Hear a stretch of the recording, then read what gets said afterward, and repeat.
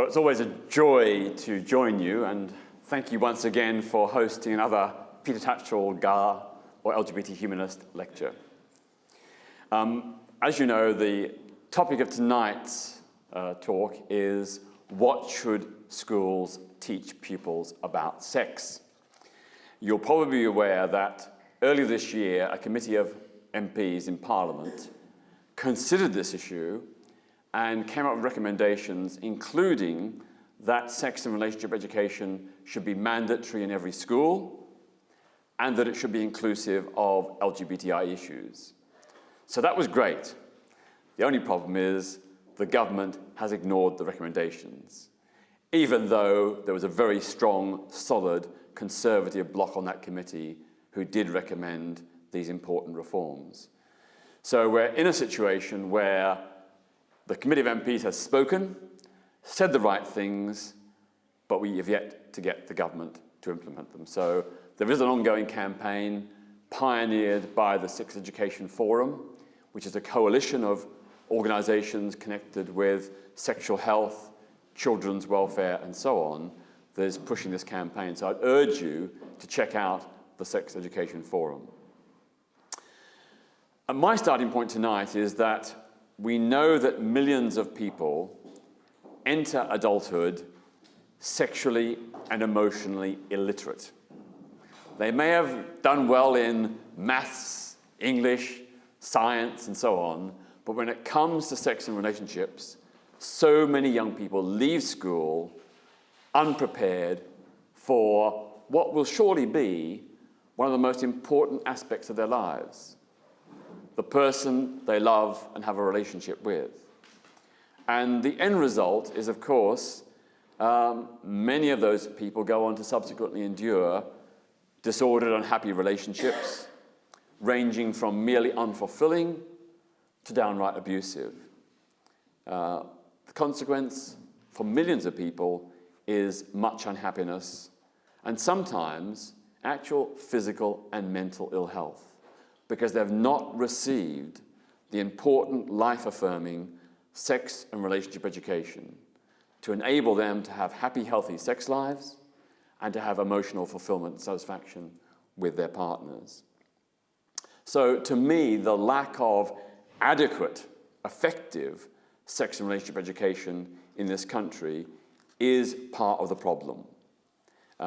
We know it does exist, but it's in most schools irregular, vague, and euphemistic. It teaches kids a lot about the reproductive cycle. It teaches kids about guinea pigs and rabbits and other species, but not actually much about human sexuality. And the end result is, of course, that the absence of explicitness, honesty, upfront information means that the practical benefit of that sex and relationship education is very limited. And we know this from the surveys of young people themselves, who have said time and time again they didn't feel that sex and relationship education was adequate, that they didn't learn enough, that it was too vague, too general, too non-specific, and in particular, they say time and time again that the emotional side of sex and relationship education is often ignored or given scant attention.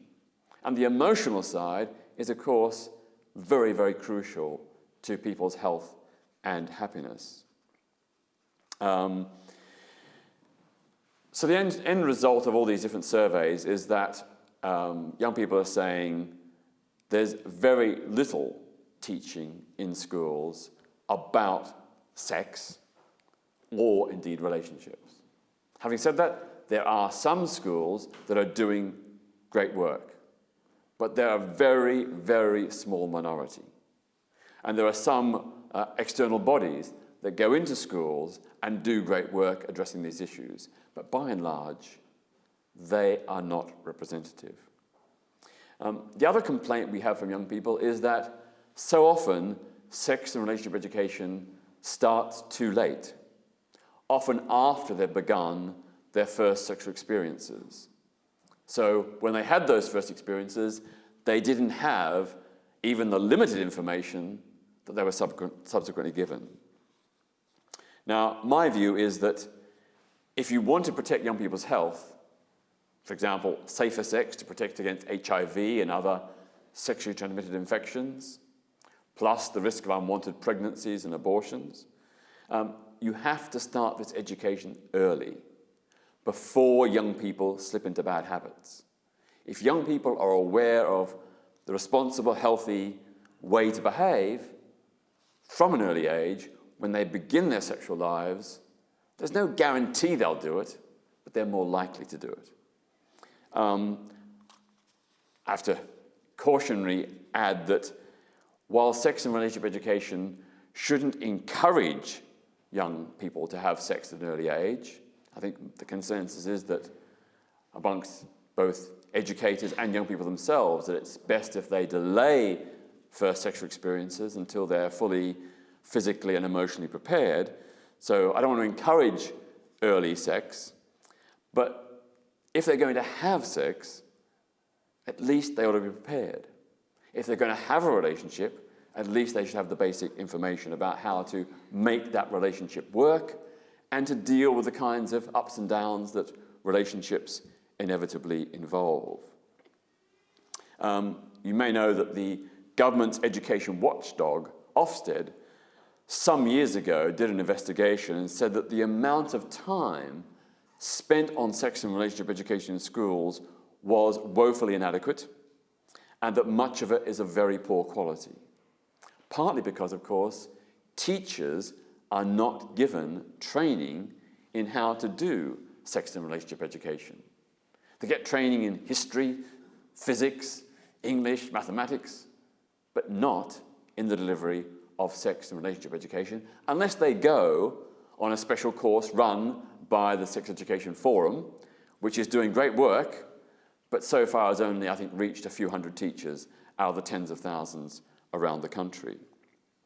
The Social Exclusion Unit noted, and I quote, "The universal message received from young people is that sex and relationship education they receive falls far short of what they would like."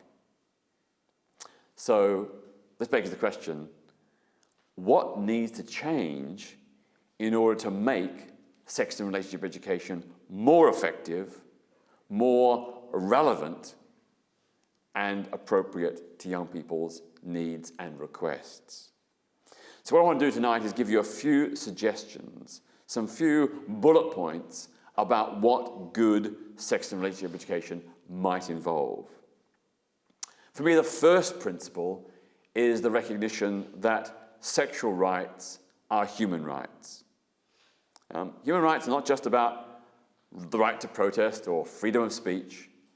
They're also about the right of sexual self-determination, the right of any adult person to love another adult person of either sex or both sexes, and to engage in any mutually consensual, harmless sexual act with them, and consequently to share a happy, healthy sex life. I think those are human rights. As I said, love and relationships are two of the most important things in most people's lives. It is a human right that they're able to enjoy those lives and have sexual and emotional fulfillment. That brings me to the second point, which is, as I mentioned, the right to sexual self-determination. I'd like to see every school promote the message, "It's my body and it's my right to control it." The idea is to ensure that young people assert their right, what they and others do with their body, including the right to abstain from sex, to say no, and to report abusers. The right to be LGBT or straight, that's a really fundamental issue of sexual self-determination and gender identity self-determination. And I think that this ethos of young people being able to assert their right to control what is done to their body by themselves and others, that is very, very fundamental.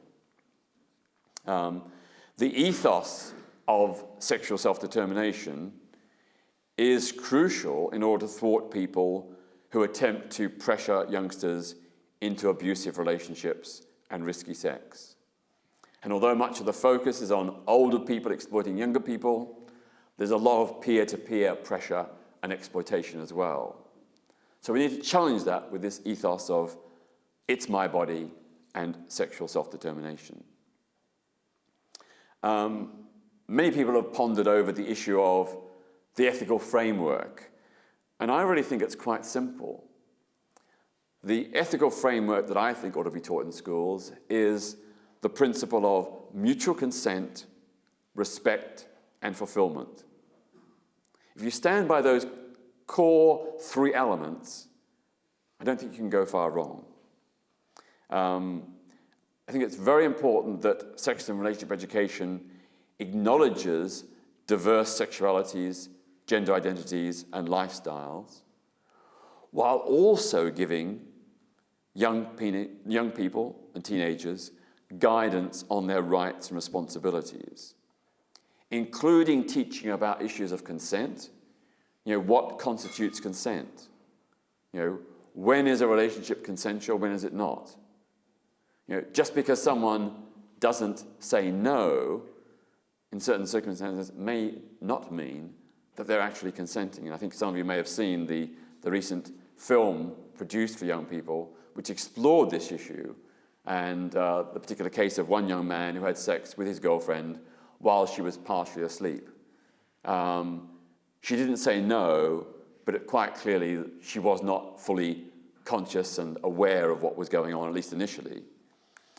So those are really important issues. And the other element, of course, is that although we have great concern now, and quite rightly, about sexual abuse, whether it be adult to adult or adult to child, those are very legitimate and very disturbing elements. What is really astonishing is that sex abuse issues are not discussed in most schools. Some schools will say, phone Childline, but they don't actually teach and empower young people to take a positive stand against unwanted sex, whether it be from someone their own age or someone older. So, as I said, to me, the basic ethical framework can be summed up in those three ethical principles: mutual consent, reciprocal respect, and shared fulfillment. The great advantage of these principles is that they apply universally, regardless of whether people are married or single, monogamous or promiscuous, hetero, homo, bi, trans, or intersex. Those principles apply to everyone, and they're really simple, really easy to remember. Another important element, I think, is the promotion of safer alternatives to sex, such as oral sex and mutual masturbation.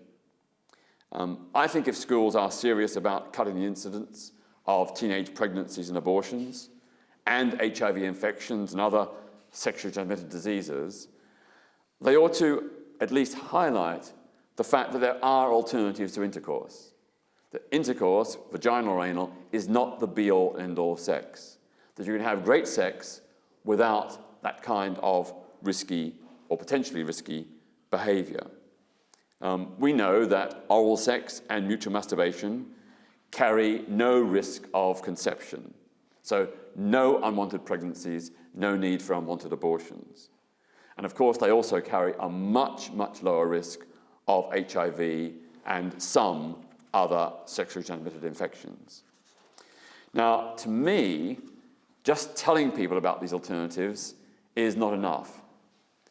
Some of you may have seen the book I wrote in the 1990s called Safer Sexy, The Guide to Gay Sex Safely, which was a glossy coffee table type book which had lots and lots of explicit sexual imagery, and the purpose and intention was to make safe sex look and feel glamorous.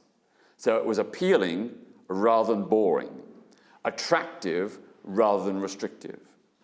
And I think that's what schools need to also do, to present images and information about how exciting and fulfilling alternatives to intercourse can be, emphasizing their advantages over intercourse and stressing the fact that they carry no risk of unwanted pregnancies and reduced HIV risk, and of course, no need to use the pill or condoms. While mutual masturbation is pretty much totally safe, oral sex, of course, can transmit sexual infections, so it is safer than sexual intercourse, but not entirely risk-free. And that message also, of course, needs to be sent out to kids as well. Another thing I'd say is that schools ought to positively say that sex is good for you. Sex and relationship education ought to acknowledge that sex is good for us. It's natural, wholesome, fun, and with safe sex, it's healthy. We know that good quality sex, particularly backed up by a loving, supportive relationship, can greatly enhance people's physical and mental well-being. That if you're stressed out, if you're frustrated about your job and you have great sex, it doesn't solve the problem at work, but certainly it gives you a distraction. It provides a diversion. And, it's good exercise. Sex is very good exercise. Young people have a right to know that while sex is not essential for health and happiness, some people get by without it, and that's fine. Most people find that regular, fulfilling sex lifts their spirits, enhances their lives, and their relationships. Another principle, give young people all the facts. Sex and relationship education ought to tell the whole truth about all different kinds of sex and relationships, including sexual practices that some people may find distasteful, such as anal intercourse and sadomasochism. The purpose of detailing these other images and other practices is not to encourage them, although they shouldn't necessarily be discouraged either, provided they're consensual between adults and without harm.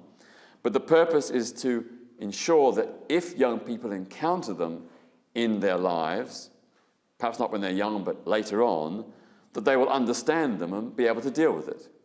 And they won't be so afraid and intimidated. They can still say no, but they won't have perhaps the shock factor and the fear that they might have if they were uninformed.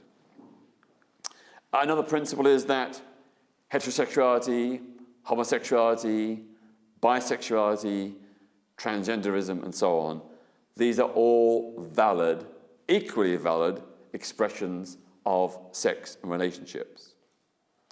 When they're based on mutual consent, respect, and fulfillment between adults, both opposite sex and same-sex relations are equally morally valid. That's a message that needs to get out in sex and relationship educations to inform and infirm to young LGBTI kids that their feelings are valid, and to make sure that straight kids understand, that they understand that some people have different preferences, different orientations to their own. So, of course, while no school should promote any particular sexual orientation, they should encourage understanding, knowledge, and acceptance of heterosexual, homosexual, and bisexual orientations, and of course, of transgender and intersex identities. And that's in order to ensure pupil self-acceptance, because some of them will be LGBTI, and to also combat prejudice, discrimination, bullying, and hate crime. If young people understand the diverse sexualities and gender identities, they're much less likely to be prejudiced in later life. And then controversially, I think schools need to teach young people about how to have good sex. Sex and relationship education ought to be actually about sex and relationships. It ought to give young people the knowledge so that they can have sexual fulfillment. To me, sexual literacy is just as important as literacy in words and numbers. Good sex isn't always obvious. It has to be learned, like every other aspect of the school curriculum. So to ensure happier, more fulfilled relationships in adulthood, sex and relationship education for pupils aged 16 and over ought to include advice on how to achieve mutually fulfilling, high-quality sex, including the emotional and erotic value of foreplay. Most young kids don't automatically know about erogenous zones. Young boys have a marginal knowledge about the clitoris. A lot of young gay and bisexual men are very fearful of anal sex and don't know how to do it properly. These things ought to be taught for the sake of people's sexual and emotional happiness, for the sake of their health. I'm sure many gay men will tell stories of when they were first screwed and how painful it was. Well, that's obviously because the person doing it wasn't doing it right. And kids need to be taught how to do it right and be told about the joy of anal sex. I mean, the prostate gland is the secret male sex gland, which is why it is so pleasurable if the person doing it to you knows how to do it properly. So the multitude of erogenous zones and how to excite them, how to achieve good orgasms, deep breathing, muscle contractions, all those things ought to be taught. Not because you're seeking to sexualize young people. By the age of 16, most of them have already had their first sexual experience of some sort. The purpose is to make them able to have a happy, fulfilled one, and very importantly, to make sure their partners have a happy and fulfilled one. If they don't understand their own bodies, how can they understand the bodies of their partners? How can they understand the value and importance of erotic foreplay and so on? Then there's live and let live. Human sexuality embraces a glorious diversity of emotions and desires. We're all unique with our own individual erotic tastes. People are sexually fulfilled in a huge variety of different ways. And providing it's between adults with consent and mutual respect and fulfillment, that's fine. Whatever turns you on. Providing, as I said, behavior is consensual, no one's harmed, it's between adults, the enjoyment is reciprocal. Schools should adopt a non-judgmental live and let live attitude. Emphasize the mutual consent, respect and fulfillment, but beyond that, don't take moral judgments about different types of sex and different types of pleasure. I also think that sex and relationship education ought to begin from the very first year of primary school. Of course, it needs to be age appropriate. I think at the first year of primary school, you don't talk about sex, but you talk about relationships, you talk about love, that love can be between a man and a woman, or between two men or two women, or between, a person who's trans and a person who's straight, a person who's intersex and a person who's gay. Lots of different options. And I think young people understand that basics of love. And where this kind of teaching has been trialed, young people get it. My neighbor's daughter was watching TV the other day, and she saw two men kissing, and she said, "Oh, I've heard about that. Isn't it lovely? Isn't it sweet?" I don't know where she heard about it, but it was good that she knew, and she wasn't shocked, and even better that she thought it was sweet. So I think that in these first years of primary school, talking about love and diverse families and diverse relationships, that some kids will have two mummies or two daddies, that's really positive, because that makes those kids in the school who have two mummies and two daddies feel affirmed and valued and recognized, And it helps break down the prejudice, I hope, of other kids as well. It's also very important that in primary school, teachers start talking about the changes that will happen in young people's bodies at the age of puberty, which now can range between the age of 8 to 12. Young people are approaching puberty or experiencing puberty at an increasingly younger age. So by the age of 8, which is about the earliest age that most kids experience puberty, they need to know. So they're not afraid of body changes like pubic hair and, in the case of girls, menstruation and so on. Also, of course, those young people need to know what is appropriate and, to be taught about appropriate and inappropriate touching. Then, of course, at secondary level, it can become more explicit, more detailed, more upfront. Now, the reason for starting so young, again, is not to encourage young people to have sex, but to ensure that they know about the physical changes that will take place in their bodies and the desires that will develop. So it's amazing to this day how many young girls, when they first menstruate, have this fear of terror because no one explained it properly. Some young boys get very frightened when they get their first erection because no one's told them. Now, that's a fairly small minority these days, but the fact that any child goes through that is quite clearly a social failing. If we keep young people ignorant, that jeopardizes their future happiness, health, and welfare. To me, early knowledge is the key to wise, responsible behavior in later life.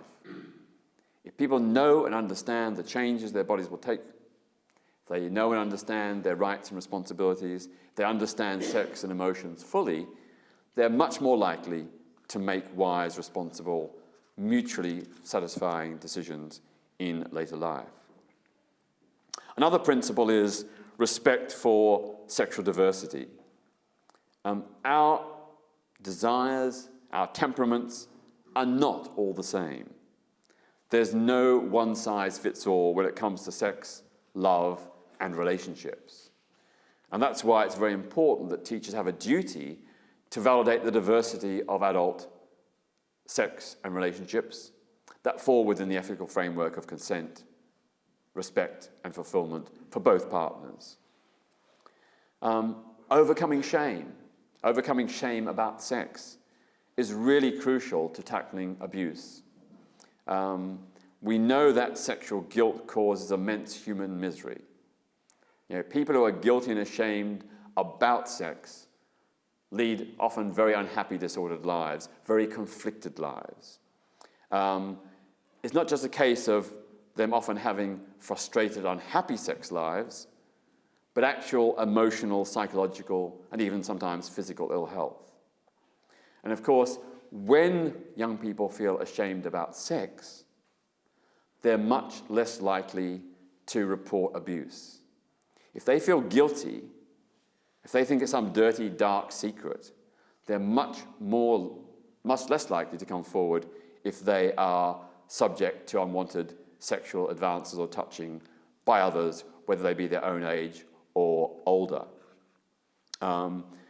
Adults who sexually exploit youngsters often get away with it because the victims feel embarrassed or guilty about sex, and that means they're reluctant to report it.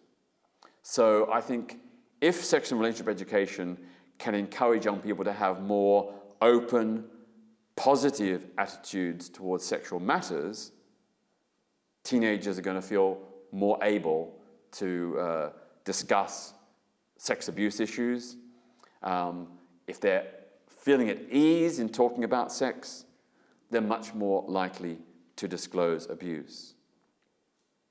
Another principle is mandatory lessons and a revised parental opt-out. As I mentioned, the Parliamentary Committee recommended that sex and relationship education ought to be compulsory in every school. I second that, and again, the reason is obvious. Because sex and relationship education is about addressing a really important aspect of people's lives, of course it should be mandatory. It's not good enough to have mandatory education if it's only like once a year or once a term, which a lot of schools do. In a lot of schools, sexual and relationship education, where it does exist, is once a term or once or twice a year. That is not adequate. It needs to be a mandatory part of the curriculum in every school, and at least monthly, if not more often, throughout a child's entire life. Ongoing. Not just, in year, first year of secondary school and then the last year of secondary school, but all throughout primary and secondary education. So that young people grow up with this knowledge and empowerment, this advice, this good sense about ethical ways to deal with sex and relationships. We know that under the current rules, parents have a right to opt out or to get their kids to opt out of sex and relationship education. And, a minority, a fairly small minority, but mostly of religious parents, choose to take their children out of sex and relationship education classes. They write a letter to the school, and the school then exempts their child from those lessons. Well, my question is, we don't allow parents to take their kids out of science or mathematics or geography or physics or biology. Why should they be able to take their kids out of sex and relationship education? It's part of the education curriculum.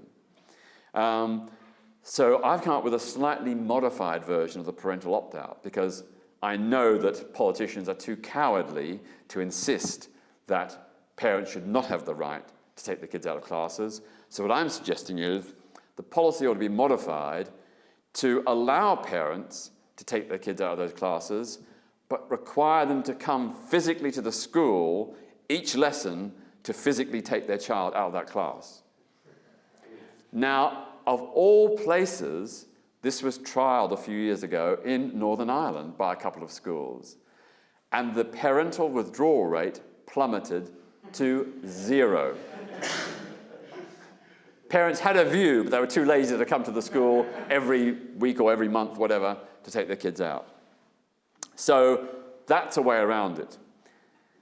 I've outlined a few ideas. This isn't a comprehensive or exclusive set of ideas about how we can improve sex and relationship education, but it's perhaps a start. And I think that the Education Secretary, Nicky Morgan, really has to think hard about why her government is not agreeing to make sex and relationship education mandatory, why she's not insisting it has to be LGBTI inclusive. It's just a recommendation, it's just an encouragement, but schools can and do ignore it. And why all these other issues that I've outlined tonight should not be part of the school curriculum. The responsibility is the Education Secretary to answer why not. And I think all of us who care about young people's health and welfare and care about the welfare of adults who have not been properly prepared by the school system and therefore had unhappy, unhealthy, and disordered sexual and emotional lives, if we care about that, we must push for change. Thank you.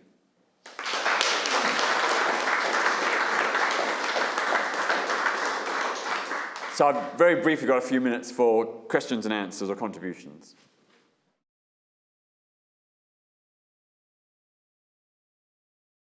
Well, it can be, and sometimes is, a very useful tool. And Sex Education Forum and others have done some work in this area, but it hasn't been properly funded. It hasn't been sustained. That's not really a criticism of them, because they're under-resourced, understaffed, and underfunded.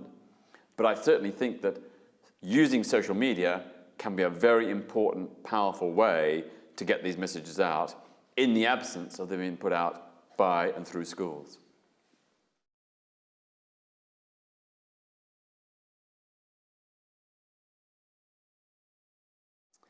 Well, I think schools have to get their priorities right. I think right now the priorities are not right at all. As I said, sex and relationships are two of the most important things in people's lives. For most people, their lives revolve around the person they're in love with and living with. And we need to make sure that they are able to achieve for themselves and their partner the maximum sexual health, happiness, and fulfillment. So I think school resources or education resources need to be made available for these issues. And the government needs to, if necessary, put in extra funding. And a very good place to start would, of course, be in explicit teacher training in this issue.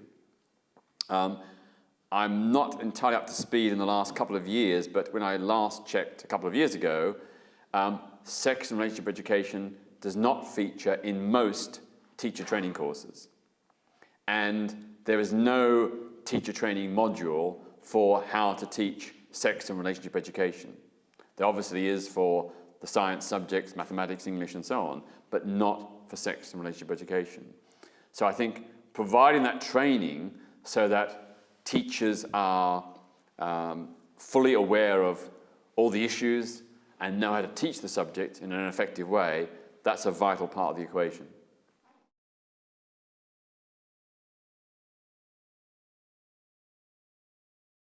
Well, I think we have to try and frame it, perhaps better than I have tonight. We have to try and frame it. This is not about encouraging young people to have sex, although they should be free to both say yes and say no. It is about preparing them for adult life and protecting them from sexual ill health and protecting them from emotional ill health. You know, most schools, they teach young kids nowadays how to roll a condom on a banana. But they don't teach young people what to do if their partner refuses to wear a condom. So they don't teach them about alternative forms of sex. They don't teach young people about all the different kinds of things one can do in the build-up to sex. You know, the emotional side, but also, you know, foreplay and erogenous zones and all those kind of things. And so most young people say their first sexual experience is pretty unsatisfactory because often it's been very rushed, and particularly when it's between boys and girls, it's often, you know, the girl feels very much used and the boy just wants to get his rocks off and that's it. If we give young people this information, I think more young people are likely to perhaps say no to early premature sex. And they're likely to have higher expectations and not put up with the kind of mistreatment that often goes on between young people of similar ages, where one person is just interested in having, you know, a quick sex and having an orgasm, the other person is more interested in, you know, a prolonged experience and also the emotional side. We know that a lot of people who have experienced early and effective sex education, in fact, tend to delay their first sexual experience. So you may know that in the Netherlands, until some years ago, the age of consent was in effect 12. The age of consent in the Netherlands was in effect 12 unless parents complained or social workers complained. But even at that stage, even though teenagers in the Netherlands had the right to have sex lawfully from the age of 12, provided their parents and social workers didn't object, in fact, on average, they delayed their first sexual experience longer than teenagers in Britain. So the evidence from that experience in many other countries and particular educational establishments where this information and approach has been tried is that give young people the information and in fact they're less likely to have sex and to have much higher expectations and to put up with less kind of abuse and exploitation.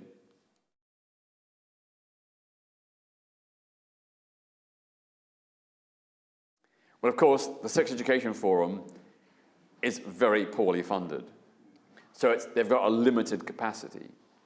There are some other organizations as well, but they do tiny, tiny work. So that's the big problem. The government is not recognizing the importance and value. And of course, it shouldn't be up to the Sex Education Forum to do this teacher training. It should be done by the Department of Education and the relevant schools, universities, and teacher training colleges. So that's one issue. the second issue is, of course, when it comes to teaching about sex and relationships, we need to ensure that, we educate more parents about these issues. So, as you suggest, parents won't be so up in arms, and therefore politicians will feel more confident. So any of you who are on school governing bodies or have kids or grandkids or relatives with kids at school, it's really important that you make sure that they make representations to the headmaster and the school governing body that you want this kind of good quality sex and relationship education, because the other side who doesn't, they certainly do make representations. Just in terms of LGBTI issues, I'd recommend very strongly a website called The Classroom.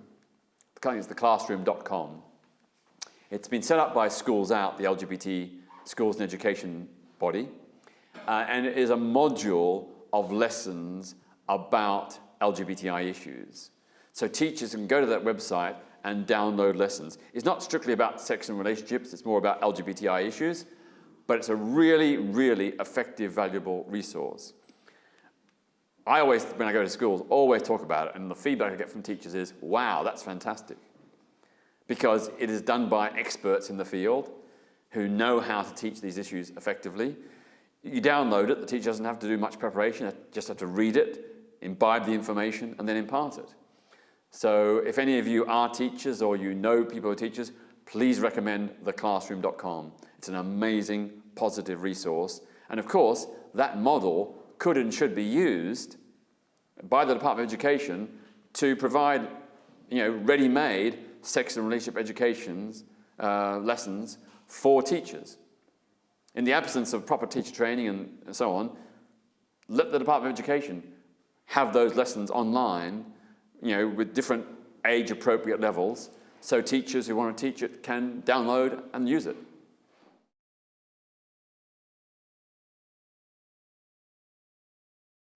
Well, of course, in some of the European countries, they do.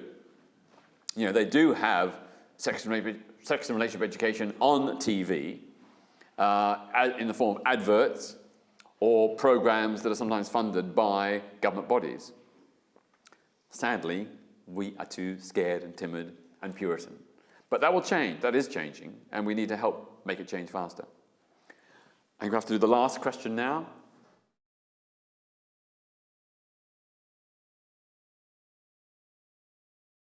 Well, of course, it all boils down to a decision by the Education Secretary and the government about what kind of resources they want to devote.